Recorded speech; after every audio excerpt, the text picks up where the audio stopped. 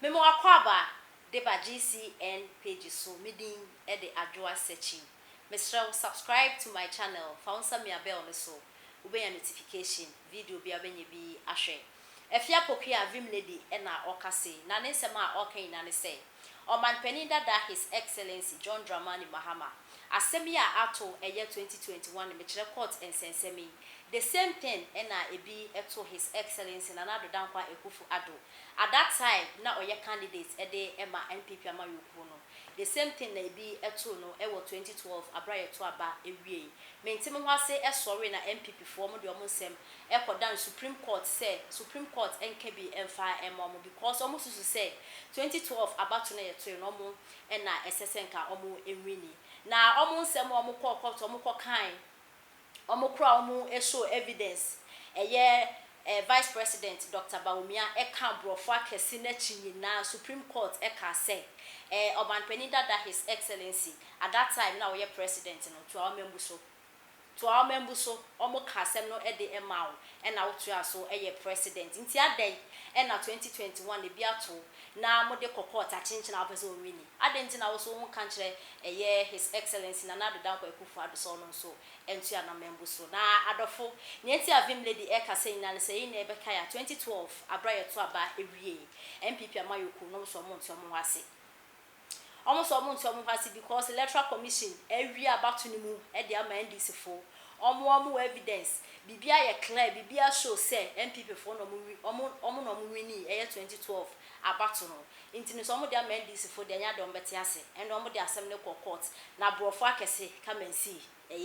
vice president at that time na oman penny His Excellency na bedi echida omo contest and in some kesi sisi wo court wanya sam keto akra ni nyina mu no Supreme Court ebogwi de asebdo ema oman penny dada John Dramani Mahama nti adenti na 2020 ya to aba na mususu se mu enwi ni na de asem na court achinchi na mo pese Supreme Court edibi ema mu enya de beba so nti no nyame ya adoma court case ne de bia moko but nya de be yi otiase still na His Excellency Nana Dankwa Ekufu Ado na obetu na members na Eei Afia Pokuwaa ne kasemu na osanso say there's no candidate in MPP that can match Oman penida da John Dramani Mahama.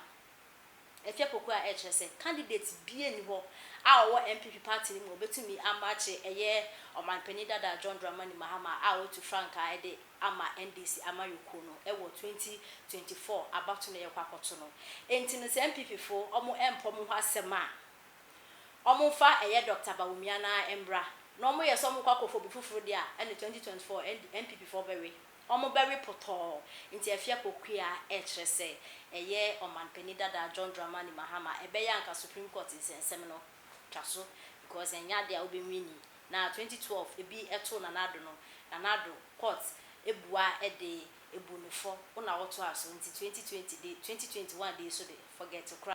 Me say there is no candidate in MPP that can match President Mahama than Baumia.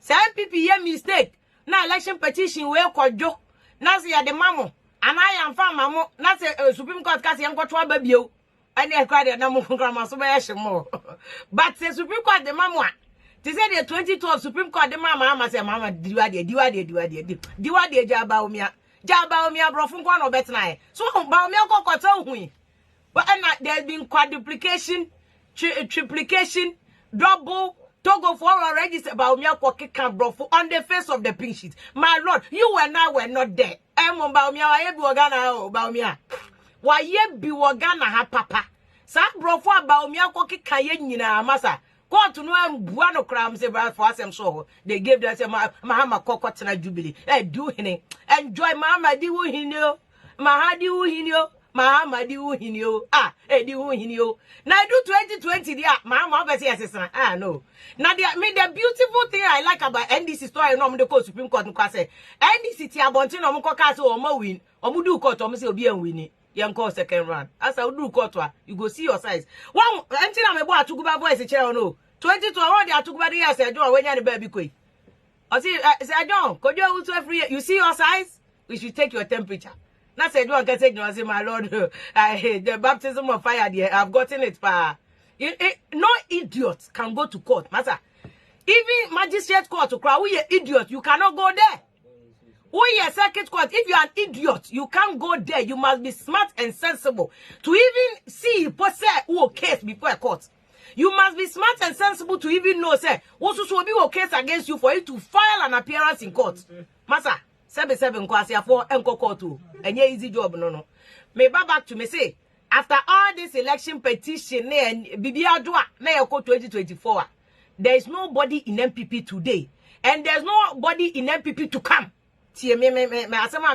Nothing will happen. The Besibia MPP me yahu, Alancha Mati yahu, why yahu, Baumiana Nebeko 2024. Ma fa na nko, mo de mamu nko ye yi kwa mo lose awie. Se mo fa Baumia nko 2024, mo lose awie, Baumiana for go. Because all the people who indicated that or more interest, over the last 10-12 years, Baumia has marketed himself from election petition.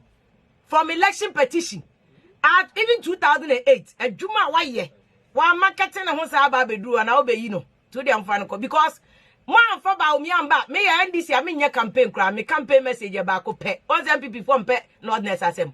So on MPP from pay Baumia. So on MPP for a year film. No ma shada ko fa Aliu Mahama asem abamsia. De omri Aliu Mahama ni bia nom de Baumia no. Ti mo mpem ho asema mo fa Baumia ko okono okoluzu a ono ane banche. Ono ane banche e na watoto na ahye. Ano wano na ase ahye. E na ambe na agene. Ono ana asem.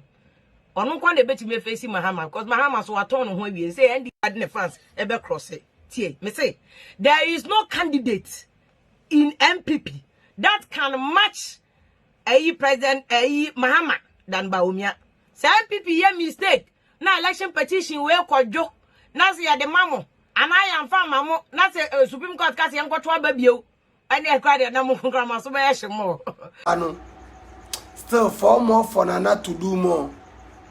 Sure. A man at Tom Adewa Kwame Nkrumah circle or Kanshi Kaneshi Agbobroshi. Omo nyina asem kancha na nado say na nado. Fidise obaye.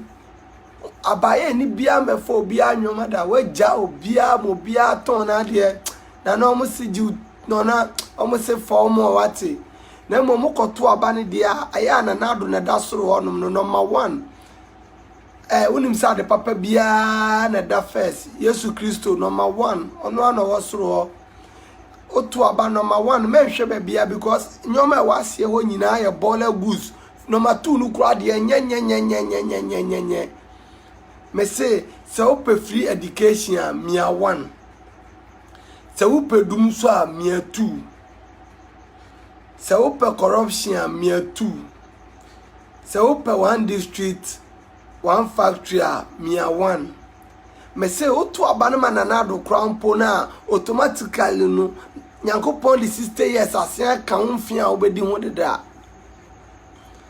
because so otu abanama na do a unso wahu ohia ni bia o pese wo moa no me se wo so pen this ya de bia me ka cho so pen ndc nche afia so asnega ene afia so asnega etimi asesa aba mande ye koye afia so asnega gina platform so ye campaign ma na nado atum se na nado abo adwuma nti ye mu bi se de for more for na campaign no se ye kura mu ani Nanado number 1 ene mo amu kan kwesa to no so mo so koto aba eye parliamentary no eye ma me da ko aya Newman oba kukudro for oba ho ofefo a oko parliament onu kwa de I am in time campaign man because we are winning in advance o kan kwesa for no eye da ko Newman mo to aba no man da ko Newman boom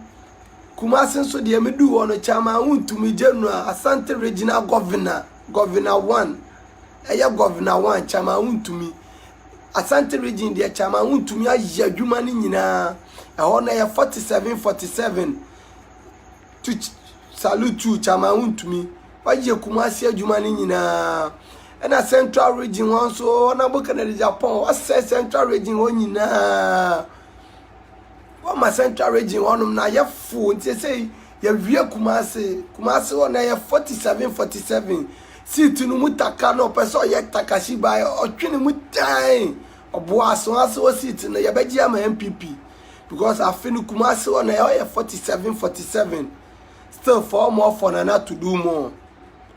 Nana do de me say o man Ghana nhia Nana do a na ko man Ghana nka badista Mahama baby Mahama de o man na kwakoto no wo fa kura enyeye na wa hwe tese Nana ma tese education da so na Mahama otimitina ase aka say me ba besi mo kire de amamo. How dare you? Hey, still for more for Nana to do more.